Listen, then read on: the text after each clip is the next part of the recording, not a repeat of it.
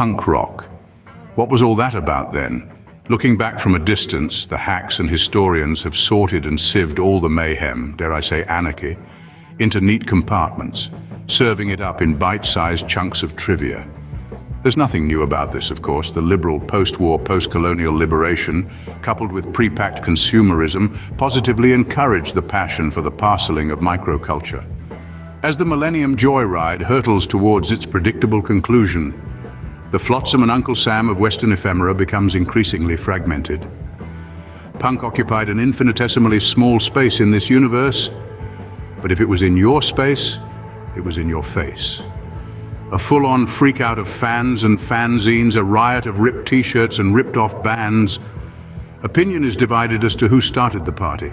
Certainly the American strand, the Ramones, Patti Smith / television / Talking Heads gang, via Iggy and the Dolls, had time on their side.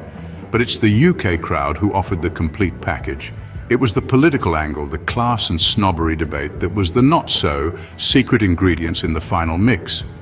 Although the enduring image of UK punks, both groups and groupies alike, male and female, were of working-class wastrels, many were middle-class, adopting a pose of poverty. Students and social secretaries were in on the act too. The booking of the Doctors of Madness one week and the Damn the next didn't faze them. It was just music after all, wasn't it? The problem with history, of course, is that there's always a prehistory.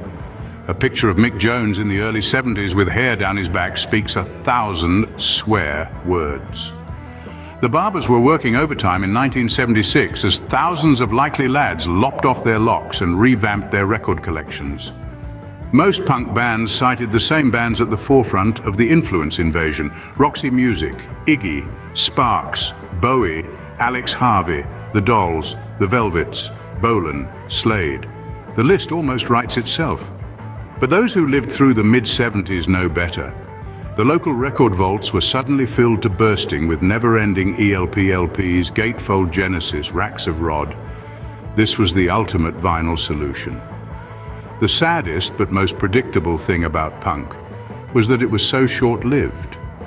Although the Pistols' first gig was in November 1975, the UK as a whole didn't really catch on until the autumn of 1976, and by the end of 1978 it really was all over. There were very few bands that succeeded in lasting the pace. The Clash were undoubtedly the jewel in the crown. Some suggest the Jam and the Stranglers, but many argue, rightly, that they would have shone in any era. My favourites were the Damned, once they had disposed of the witless Brian James and moved Captain Guitar Hero Sensible to the 6 strings. The Etiquette, Black Album, Strawberries LPs were infinitely more interesting than the one-dimensional thrash of their first 2 albums.